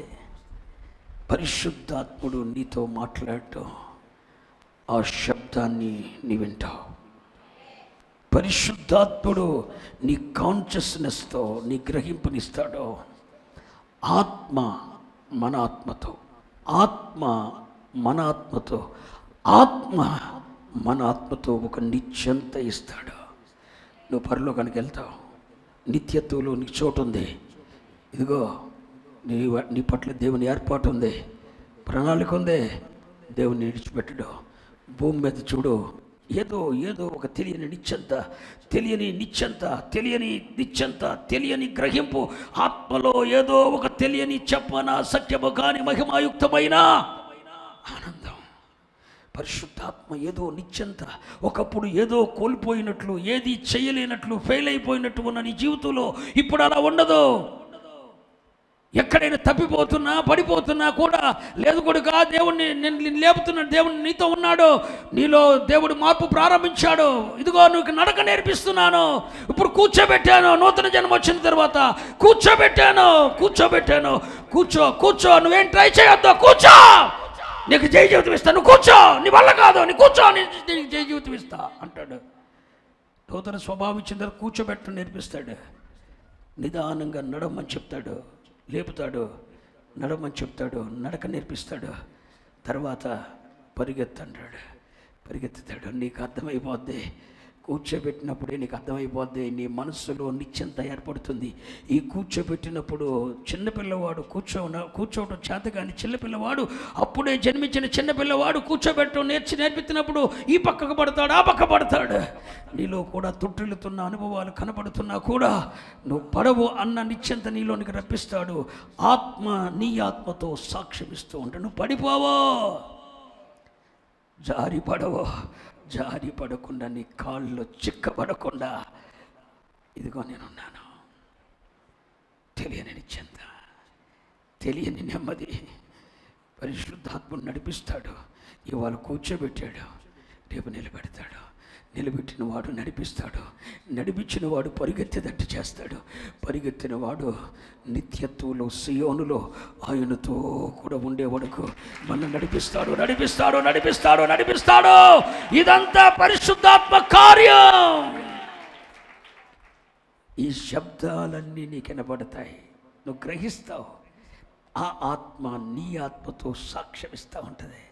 పడిపోకూడగా నీలో కార్యం ఆరంభమైంది, జారిపోకూడగా నీలో కార్యము ఆరంభమైంది.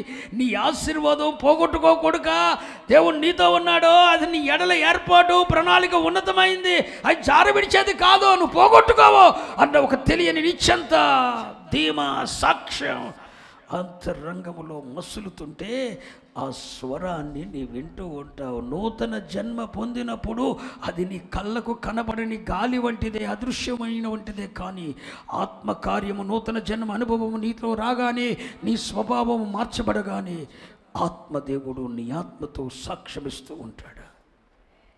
ఏదో తెలియని మార్పు నీలో ఆరంభమవుతుంది.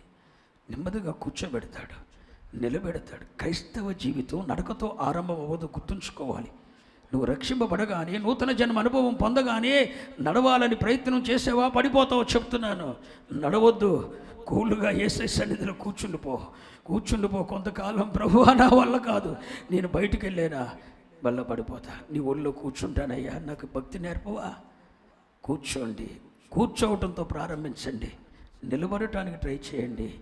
నిలబడటం నేర్చుకున్న తర్వాత నడవటం ఆరంభం చేయండి, దేవునితో నడవటం ఆరంభం చేయండి. అలా నడుస్తూనే పరుగులెత్తటం మొదలుపెట్టండి. బహుమానము పొందే అంతగా పరుగెత్తండి. సియోనులో సింహాసనం యొద్దకు చేరుకునే విధంగా రెక్కలు ధరించి పైకి ఎగిరిపోండి. హల్లెలూయా, చెప్పరే. ఇదంతా పరిశుద్ధాత్మదేవుడు గ్రాడ్యువల్గా చేసుకొస్తాడు. ఒకరోజునే అక్కడికి నేను ఎగరనీయడు. సొమ్మసిల్లక నడిచిపోతారు, అలయక పరుగెత్తుతారు, రెక్కలు ధరించి పైకి ఎగిరిపోతారు. నడిచిపోతారు, పరుగెత్తుతారు, పైకి ఎగిరిపోతారు. కొత్త నిబంధన అంటుంది, నడకూడ కాదురా బాబు, కూర్చుండబెట్టాడట. రక్షింపబడిన బిడ్డలనట క్రీస్తుతో కూడా కూర్చుండబెట్టాడట. ఎఫెసీ పత్రికలో పౌలయ్య గారు అదే చెప్తాడు. పరిశుద్ధాత్ముడు నీలో నూతన స్వభావం వచ్చినప్పుడు తండ్రి ఒడిలో, యేసయ్య ఒడిలో నిన్ను కూర్చుండబెడతాడట. నువ్వు ఎక్కడ పడిపోతావో అని, అప్పుడు నీకు నిశ్చంత వచ్చేస్తుంది. పడిపోనన్న నిశ్చంత. చాలా విషయాలు, చాలా లోతైన భావగర్భితమైన విషయాలు నువ్వు ఒక 100 ఏండ్లు బైబిల్ చదివినా నువ్వు గ్రహించలేని ఆత్మ సంబంధమైన సత్యాలు పరిశుద్ధాత్ముడు నీకు నేర్పిస్తున్నాడు. హల్లెలూయా, చెప్పున హల్లెలూయా. ఈ గాలి కనపడదే కానీ, నూతన జన్మ అనుభవం కనపడదే కానీ వినబడుతుంది, అంటే గ్రహింపు అవుతుంది. ప్రైజ్లా భయమని గాలి వచ్చింది, గ్రహించవా? నీలో ఆత్మకార్యం ఆరంభం అయ్యింది, గ్రహించవా? గాలి వచ్చిన సంగతి మనకే వినపడదు. నిన్ను గూర్చి నీకు సాక్ష్యం ఏమిటే కాదు, ఊరోళ్ళకు కూడా దేవుడు సాక్షి. అరే మారిపోయాడురా, నీకు వినపడుద్ది. కంబల చెట్ల కోనలు నిన్ను గురించి చెవులు కొరుక్కుంటుంటే అది కూడా నీకు వినపడుద్ది. ఆ ఖడ్గము గిద్యోనుదేరా, ఆ జయం పొందే ఖడ్గం గిద్యోనుదేరా. మన సంఘములో ఆ మనిషిలో దేవుడు కార్యం చేశాడురా. ఇది వరకలాగా ఉండలేదురా. అతను ఇది వరకు ట్రాఫిక్ పెడతాకు వస్తే బండి అడ్డగడ్డలకు అడ్డంగా పెట్టి వచ్చేసేవాడు. కానీ ఇప్పుడు అలా లేదు, చిన్న కంట్రోల్లోకి వెళ్తున్నాడు. ఎవరన్నా జోలు తీస్తే ఊరుకున్నాడు కాదు, ఎవరు జోలు తీయకుండా వెళ్ళిపోతున్నాడు. ఏంటో నెమ్మదుకుంటున్నాడు రా. ఏంటో ఆయనలో ఒక దైవిక మార్గాన్ని. ఎవడన్నా వందనాలు చెప్పినా అనుకుంటూ వెళ్ళేవాడు, ఆయనే పిలిచి వందనాలు చెప్తున్నాడు. ఏదో కార్యం ఆరంభమైంది. ఆ మందిరానికి వెళ్ళిన తర్వాత పరిశుద్ధాత్ముడు కార్యం చేశాడు. తిరిగిపోతూ నా భర్త మారాడు, నా బిడ్డలు తిరిగిపోతాను మారింది, పరిశుద్ధాత్ముడు కార్యం చేశాడని ప్రజలు చెప్పుకుంటుంటే ఆ శబ్దాన్ని నువ్వు వింటావు. ఆత్మకార్యము గురించి వినవు, చూడవు, కానీ వింటావు. గాలి శబ్దము వింటావు. నీ అంతరంగంలో పరిశుద్ధాత్మ దేవుడు నిన్ను గురించి సాక్ష్యమిస్తుంటే ఏంటావు. నీ సాక్ష్య జీవితాన్ని గురించి ప్రజలు చెప్పుకుంటుంటే వింటావు. ఇది ఆత్మకార్యం. 2 విషయాలు చెప్పాను. గాలి కనపడదు, కానీ గాలి శబ్దం. అలాగే నూతన జన్మ అనుభవం ప్రకృతి సంబంధమైన నేత్రాలకు కనపడదు, కానీ చెవులకు మాత్రం వినపడుతుంది. ఈ గాలిని గురించి ఒక్కొక్క విచిత్రమైన మాట చెప్తాను. మన దేవుడు ఇప్పుడు ఎక్కడికైనా వెళ్ళాలనుకున్నాడు. ఎక్కడున్నాడు ఆయన? ఎక్కడున్నాడు? పరలోకంలో ఉన్నాడంటే అదొక మాట, మన మధ్యనే ఉన్నాడంటే అదొక మాట. ఇవన్నెందుకు ఆయనే చెప్పుకుంటాడు అనుకుంటారు కదా. మన దేవుడు ఎక్కడికైనా వెళ్ళాలంటే ఎలా వెళ్తాడో తెలుసునా? 104వ కీర్తన, క్షమించండి, 104వ కీర్తన 3వ వచనం. జలములలో ఆయన తన గదుల దూలములను వేసి ఉన్నాడు. ఎక్కడ? అదొక వర్తమానం. దేవుని చిత్తం అయితే 50 రోజుల్లో చెప్తాను. చాలా వండర్ఫుల్ మెసేజ్ అది. జలములలో ఆయన తన గదులను తన గదులకు దూలములు వేసి ఉన్నాడు. మేఘములను తనకు వాహనముగా చేసుకుని ఉన్నాడు. గాలి రెక్కల మీద గమనము చేయుచున్నాడు. ఎక్కడ? అందరూ అనండి, ఎక్కడ? గాలి కనపడద్దా? మాట్లాడరే. గాలి కనపడద్దా? గాలి, దాని శబ్దం వినపడుద్ది. మన దేవుడు కూడాట గాలి రెక్కల మీద గమనము చేయుచున్నాడట, సంచరించుచున్నాడట, వేంచేయుచున్నాడట. ఎక్కడికైనా మన దేవుడు వెళ్ళాలనుకున్నాడు అనుకో, గాలి రెక్కల మీద వెళ్తాడు. 88వ కీర్తన చూడండి, పరిశుద్ధ గ్రంథములో 18వ కీర్తన 10వ వచనం. 18వ కీర్తన 10వ వచనం.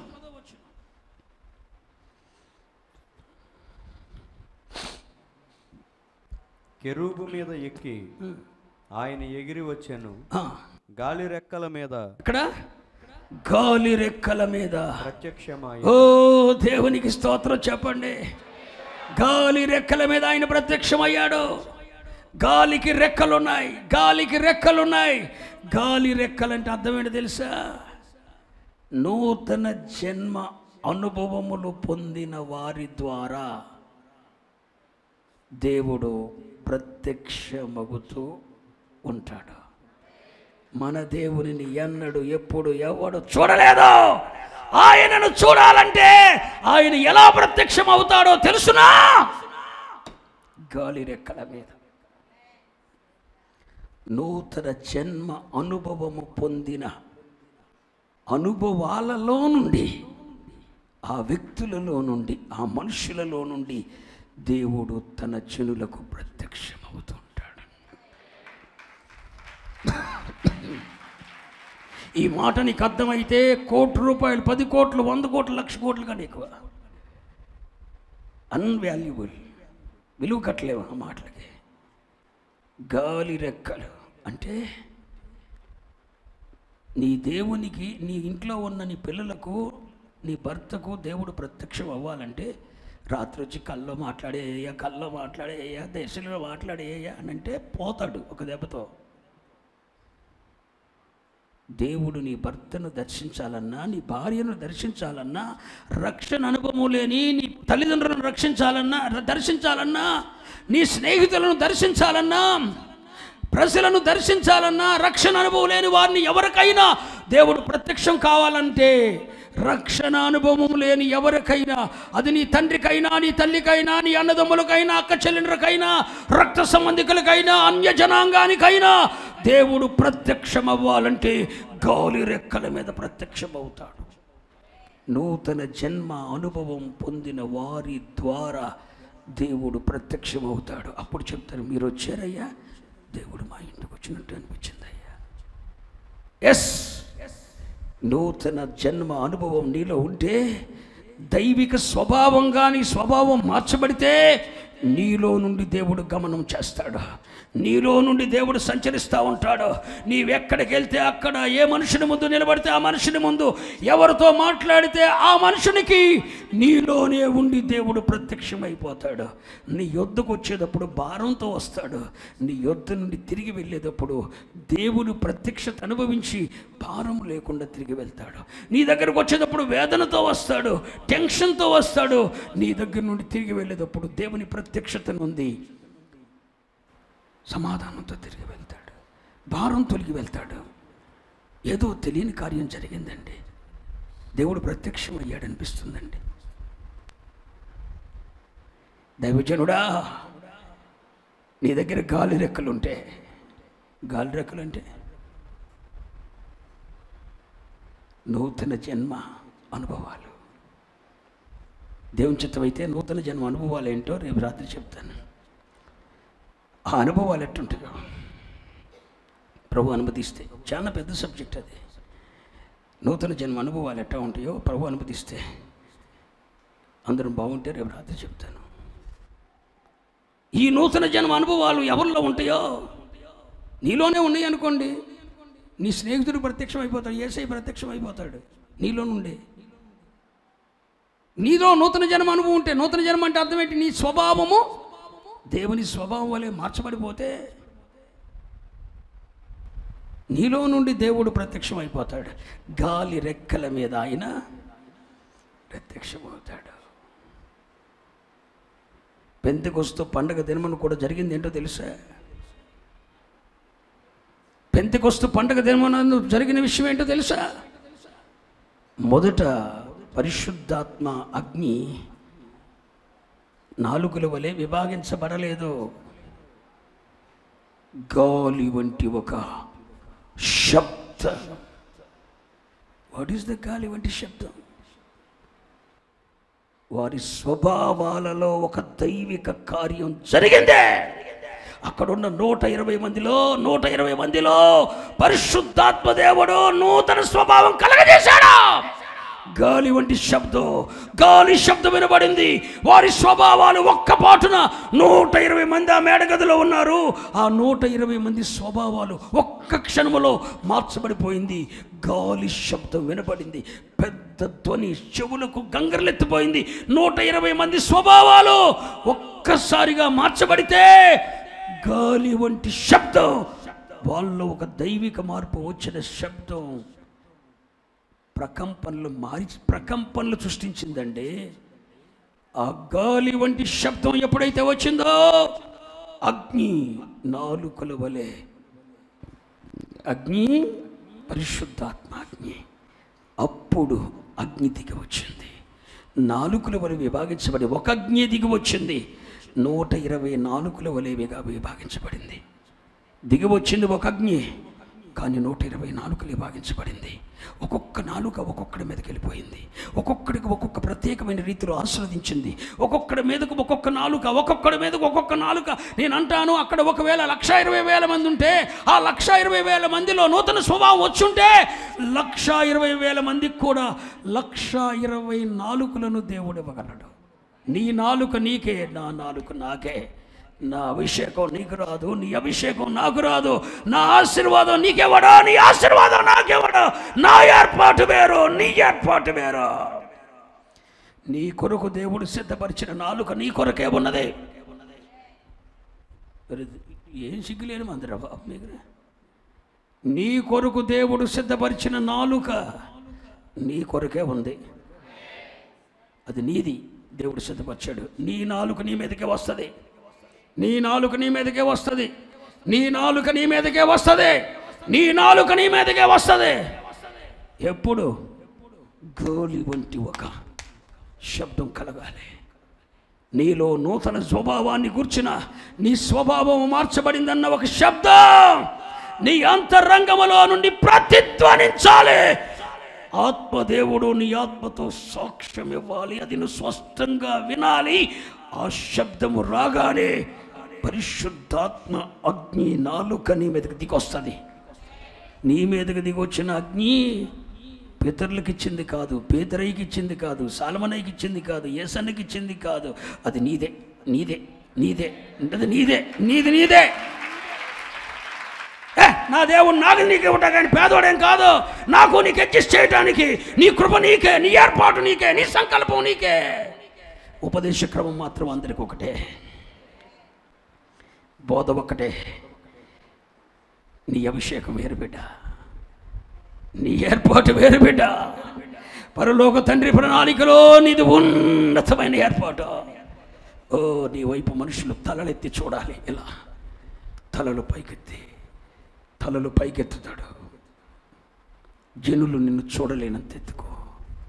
నీ అభిషేకం వేరు. నువ్వు అత్యల్పుడు కాదు, దేవుని దృష్టిలో అత్యంత గనుడవు. నీ నాలుక నీ మీదకే వస్తుంది. కన్ను ఆయనకి సరెండర్ అవట్లా. ఇది ఎప్పుడు జరుగుతుందో తెలుసా? ఇది ఎప్పుడు జరుగుతుందో తెలుసా?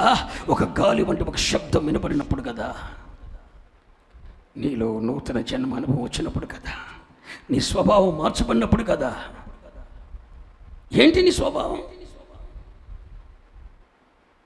అలంకరణ పాత స్వభావం అయితే అలంకరణ మీద ఈరోజు నీకు మనసు లేదు. అది దేవుని స్వభావం.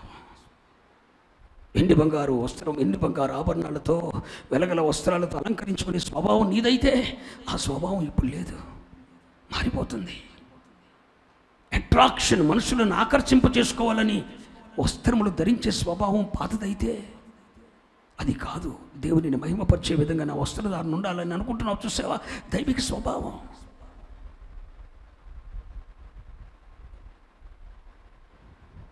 ప్రతి చిన్న విషయంలో నీ స్వభావం మార్చబడిన రోజున, నీ స్వభావం మార్చబడిందన్న సాక్ష్యం నీ ఆత్మతో పరిశుద్ధాత్మడు ఇస్తే, ఆ శబ్దం నీ వింటే, అది నీ గ్రహింపు అయితే, నీ మీదకి నాలుక వస్తుంది, నీ మీదకి అభిషేకం వస్తుంది. అది నీదే, నాది కాదు. అడ్జస్ట్ అవ్వదు. ఇది నీకే దేవుడు ఇచ్చేస్తాడు. హల్లెలూయా, స్తోత్రం, స్తోత్రం చెప్పండి. హల్లెలూయా. గాలికి ఒక శబ్దం ఉంది. ఆ శబ్దం రాగానే అభిషేకం వచ్చేస్తుంది. అంతే, పరిశుద్ధాత్మ నింపుదల వచ్చేస్తాయి. ఏది నీ నాలుగేదయ్యా? ఎక్కడుంది నీ నాలుక? ఎక్కడ అడ్డం పడిపోయింది? నీ స్వభావం మారక ఆ నాలుక అక్కడే ఉండిపోయింది. ఆ అభిషేకం రావట్లే. అభిషేకం వస్తే కదా యోర్దాను మీద దుప్పటి కొడితే యోర్దాను సీలిపోయేదే. ఏలియా అభిషేకం ఎలీషా మీదకి వచ్చింది. అదిగో ఏటి మీద దుప్పటితో కొట్టాడు, యోర్దాను సీలిపోయింది. నీ మీదకి అభిషేకం వస్తే కదా, నాలుగు దిగొస్తే కదా అద్భుతాలు, ఆశ్చర్యాలు, దేవుని కార్యాలు, దేవుని సంకల్పాలని జీవితాలు అనుభవించేది. ఆ నాలుక రావాలంటే శబ్దం వినపడాలి. శబ్దం వచ్చింది, నాలుక దిగింది. హల్లెలూయా. దిగి వచ్చిన నాలుక పరిశుద్ధాత్మ అగ్ని అభిషేకం అయితే గాలి ఏంటి మరి? హలో, అయ్యారులే. పరిశుద్ధాత్మ అగ్ని అగ్ని నాలుక పరిశుద్ధాత్మ అభిషేకం అయితే మరి గాలి శబ్దం ఏంటి? ఇది కాదా? నూతన స్వభావం కాదా? నూతన స్వభావాన్ని కూర్చుని ఆత్మదేవుడు సాక్ష్యం ఇవ్వటం కాదా? 10 దినాలు నూతన స్వభావం కొరకు వారు మేడగదిలో ప్రార్థన చేశారండి. అన్నపానాలకు లెగలేదట, కాలకృత్యాలకు లెగలేదట. 10 దినాలు మోకరించిన వాళ్ళు మరి ఎట్ట కుదిరిందో నాకు అర్థం కాలేదు. 10 దినాలు మేడగదిలో ఉండిపోయారు, పగలు రాత్రి. వారి స్వభావాలు మార్చబడ్డాయి. పరిశుద్ధాత్మకి దిగొచ్చేసింది. ఏదో తెలియని ఒక అద్భుతం మన జీవితంలో దేవుడు చేయబోతున్నాడు. ఊహించని కార్యం జరగబోతా. ఈ గాలి విసిరిందా పూరేళ్ళు వచ్చి మన ఇంటి ముందు ఉంటాయి. హలో, గాలి విసిరిందా 3 మూరలు ఎత్తిన నీకు కావలసింది వచ్చి ఉంటుంది, పోగు చేసుకోలేక సావాలి. గాలి విసిరిందా, నూతన జనం అనుభవం కూర్చుని సాక్ష్యం నీకు వచ్చిందా, 3 మూరలు ఎత్తుంటుంది, నువ్వు పోగు చేసుకోవాల్సింది. 3 రోజుల ప్రయాణం అంత ఉంటుంది. నువ్వు అడిగింది 4 పూరేళ్ళు, దేవుడిచ్చింది 3 మూరలు అంత ఎత్తు, 3 రోజుల ప్రయాణం అంతా. ఎంతసేపు పోగు చేసుకుంటావు? గాలి విసిరితే సమకూర్పు. గాలి విసిరింది, సముద్రం పాయలైపోయింది, 6 నెలలుగా మార్చబడింది. ఇశ్రాయేలీలు ఐగుప్తు నుండి వచ్చిన తర్వాత గొర్రెపిల్ల రక్తం ద్వారా రక్షింపబడ్డారు. గొర్రెపిల్ల రక్తం వారి మీద ప్రోక్షించబడింది. అక్కడ వారి రక్షణ కార్యం ఆరంభమైంది. ఎర్ర సముద్రంలోకి వచ్చినప్పుడు వారు బాప్తిసం పొందారు. నూతన స్వభావం పరిశుద్ధాత్ముడు వారిలో ఇచ్చాడు. పాపదాస్య సంఖ్యలు, ఐగుప్తు పాపదాస్య సంఖ్యలు తెంచబడ్డాయి. గాలి విసిరింది, సముద్రం పాయలైపోయింది, 6 నెలలు నడిచి వెళ్ళిపోయారు. అవతలికి వెళ్ళిన తర్వాత మళ్ళా శత్రువులు వస్తున్నారు. మళ్ళా దేవుడు గాలి విసిరాడు, సముద్రం ఏకమైపోయింది. ఇంటికి వెళ్ళిన తర్వాత చదువుకునే విషయాలన్నీ నిర్గమకాండ 14వ అధ్యాయం. మళ్ళా గాలి విసిరింది, సముద్రం ఏకమైపోయింది, ఐగుప్తులు నాశనం అయిపోయారు. నీ నూతన స్వభావం నీకు సముద్రములను రాజమార్గాలుగా మారుస్తుంది. Receive in name of Jesus. నీలో వచ్చిన నూతన స్వభావం అరణ్యమును ఏదెనుగా మారుస్తుంది. సముద్రములలో రాజమార్గములను నీ కొరకు సిద్ధపరుస్తుంది. నీలో వచ్చిన నూతన స్వభావం అనే గాలి నీ శత్రువులను ఇక ఎన్నడూ నీ కనులకు కనపడకుండా చేస్తుంది. ఎవడా శత్రువు? నిన్ను నిత్య సియోనుకు వెళ్లకుండా పునాదులు కలిగిన పట్టణానికి వెళ్లకుండా మరలా నిన్ను పాపమనే ఐగుప్తుకు తీసుకొని వెళ్ళటానికి వస్తున్న లోకాశలు, శరీరాశలు, శరీర కోరికలనే ఐగుప్తీయులను ఒక్క దెబ్బతో క్లోజ్. నీలో వచ్చిన ఒక నూతన స్వభావం ఇది వరకున్న శత్రువులను మరెన్నడూ కనపడకుండా చేసేస్తుంది. ఆగాలే విసిరింది అరణ్యంలో. 4 పూరేళ్ళు అయ్యా మాసం తీర్చి ఆనలు అయిందన్నారు. 3 మూరలు ఎత్తంట ఒక్కొక్కటి ముందు, 3 రోజుల ప్రయాణం అంతా. ఎంత సమృద్ధి అండి గాలి విసిరితే. నీలో నూతన జన్మ అనుభవిస్తే, గాలి విసిరితే అది నువ్వు ఎన్నో బిడ్డ, గాలిలో చూడవు బిడ్డ, కానీ పూరేళ్ళ పోగు చేస్తుంది, సముద్రాలను రాజమార్గాలుగా చేస్తుంది. ఓ అద్భుతమైన దేవుని కార్యం, అద్భుతమైన దేవుని ప్రత్యక్షత కొరకు దేవునికి స్తోత్రం చెప్తారా? దేవుడే మనతో మాట్లాడుతున్నందుకు ఆయనకి స్తోత్రం చెప్తారా? పరిశుద్ధాత్మ దేవుడు తన స్వరాన్ని వినపడింపచేస్తున్నందుకు ఆయన ఆరాధిద్దామా? 1 నిమిషంలో ముగిస్తున్నా. గాలిని ఎదుర్కోగలిగిన వారు ఎవరైనా ఉన్నారా? చెప్పండి. ఏదో కూడా చెప్పండి. గాలిని ఢీ కొట్టగలిగిన వాడు ఎవరైనా ఉన్నాడా? మాట్లాడరేంటండి? ఎద్దు మొక్కలు వేసుకుని నాయన చూస్తే అటు కుదురుద్ది. గాలిని ఎదుర్కోగలిగిన వాడు ఎవడు ఉన్నాడా? ఎత్తుకుపోద్దంట. ఏంటి ఎత్తుకుపోయి ఎక్కడ వదిలేద్దో తెలియదు, పోతావు ఒక దెబ్బతో. గాలిని ఎదురు కలుక్కుని వాడు ఏదీ లేదో, ఎవడో లేడో, ఏదీ లేదో. సంవత్సరాల చరిత్రలో ఉన్న చెట్లను సైతము, పునాదులను సైతము పెళ్ళగించగలిగిన మహత్తరమైన శక్తి దేనికుంది? గాలిని ఎదుర్కోగలిగింది, గాలికి నిలబడగలిగింది లేదో. నీవు నూతన జన్మ అనుభవం పొందితే నీకు విరోధముగా పనిచేసే శక్తులు లోకములో లేవో. రాసి పెట్టుకో. 100 మంది 100 శాతబడులు చేసిరా, నీ ముందు నిలబడు. రాత్రి కూడా ఆయన పేరండి వర్గీసైగా చెప్తున్నాడు.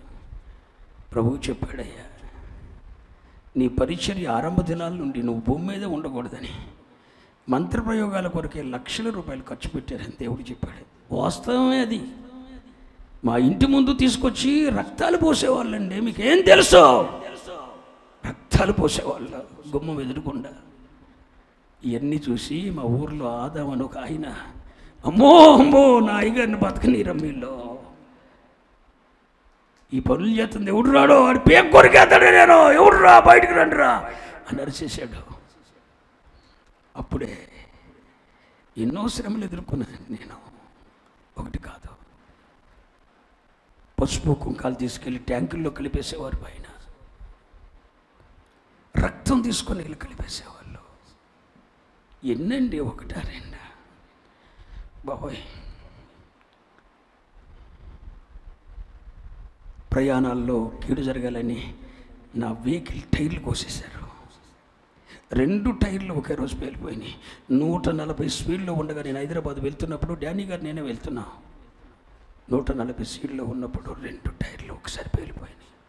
చూస్తే 2 కట్ చేస్తున్నాయి టైర్లు.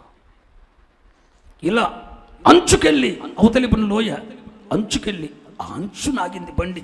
ఒక్క అంగుళం కూడా గ్యాప్ లేదు. అయిపోయి చచ్చిపోయాం అనుకున్నాం డానీ నేను. అయిపోయింది చచ్చిపోయాం అనుకున్నాం. కానీ అంచుకెళ్ళి ఈ అంచుకొచ్చి తాగిపోయింది కారు. మార్గ మధ్యాల్లో కావలి కాశారు, రాళ్ళు విసిరారు. ఎన్ని ఎదుర్కొన్నానో మీకు తెలియదు. ఈ దేవుని సేవలో నేను ఉండకూడదని కంకణం కట్టుకున్నవారు వేల మంది. నేనేం అన్యాయం చేయలే, ఎవరికి కీడు చేయలే, ఎవరికి కీడు జరగాలని కోరుకున్న మనిషిని కూడా కాదు నేను. నాకు తెలిసి నా బాల్య దినాల నుండి, నా ఊహొచ్చిన కానుండి ఈ చేతులతో మేలు చేశాను తప్ప ఎవరికి కీడు చేయటం నాకు తెలియదు. చేయలేదు నాకు తెలియదు, నాకు తెలియదు. నేను చేయలేదు. నాకు నేను కీడు చేసుకున్నానేమో, కానీ నేను ఎవరికి కీడు చేయలేదు. బల్ల మీద వస్తుంటే రాళ్ళు విసిరారు, అలా దూసుకు వెళ్ళింది. ఎవరు కనపడతారు? ఎన్ని ఎదుర్కొన్నానో మీకు ఏం తెలుసండి. వాటన్నిటి నుండి తట్టుకొని నిలబెట్టాడు. కృపనిచ్చాడు, మీ కొరకు బ్రతకనిచ్చాడు.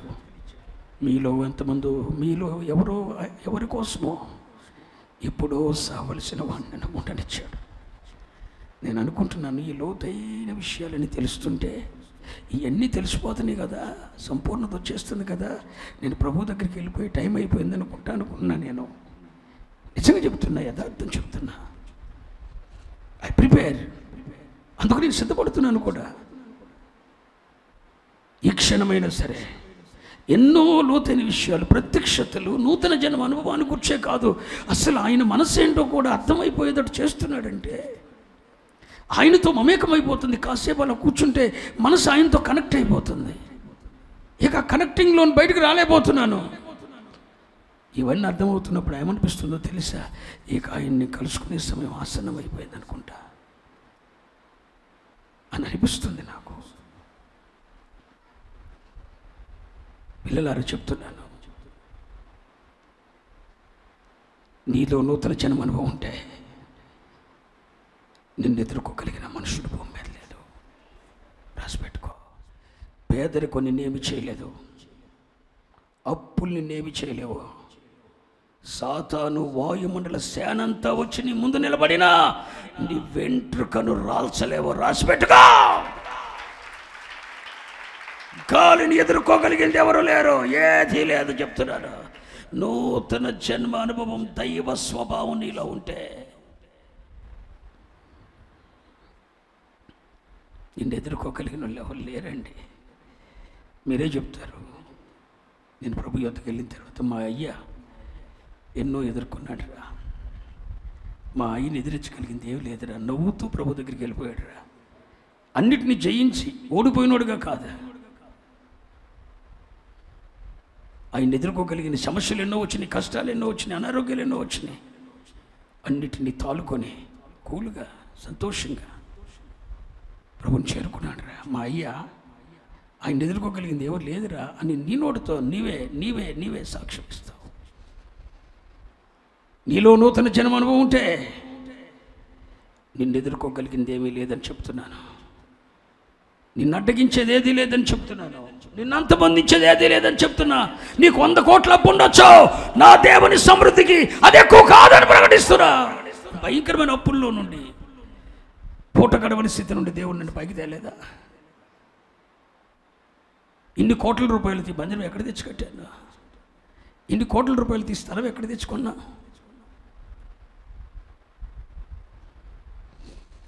నీ స్థితిని ఒక క్షణంలో మారుస్తాడు చెప్తున్నాను.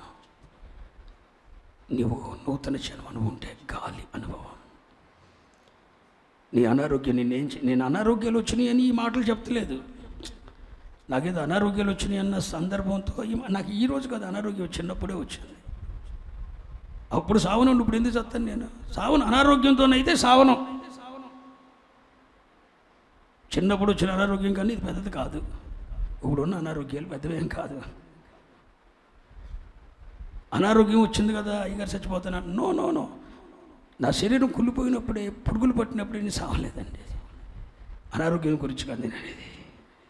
నా మనసు దేవునితో కనెక్ట్ అయిపోతుంది కనుక చెబుతున్నాను. అంటే ఆ మార్గం తెరవబడినట్లు నాకు అర్థమవుతుంది, ఏదో గ్రహింపు అవుతుంది.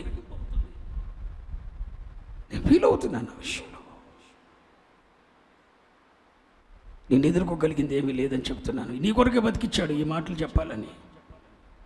నిన్ను సంపూర్ణతలోకి తేవటానికే, నీ కదలికలను స్థిరపరచడానికే, నీ కాళ్ళను స్థిరపరచడానికే, కలవరంతో నింపబడిన నీ జీవితాన్ని కూలుగా చేయటానికే నీలాంటి వారి కొరకే నన్ను బ్రతకనిచ్చాడు. ఆ పని జరిగింది. ఇంకా ఆయన పని ఉంటే చేస్తాను. నువ్వు నూతన జన్మ అనుకుంటే మాత్రం నిన్ను కదల్చగలిగినది ఏదీ లేదని మాత్రం ప్రకటిస్తున్నా. ఆమెనే చెప్పండి. పూరేళ్ళు సమృద్ధి 3 మూరలు ఎత్తుండదు నాన్న. ఎందుకు ఏమీ లేదని ఎడుతావు? ఎందుకు 3 మూరలు ఎత్తు. పోగు చేసుకోలేక సావాలి. నువ్వు పోగు చేసుకోలేక సావాలి. దేవుడిచ్చే సమృద్ధి నూతన జన్మ అనుభవం ఉంటే పోగు చేసుకోలేక సావాలి. ఏదైనా కూడా అంతే. దేవునికి స్తోత్రం చెప్పండి. ఈ నూతన జన్మ అనుభవానికి, దైవిక స్వభావం పొందటానికి దేవుని కృప మనందరికీ తోడై ఉండును గాక.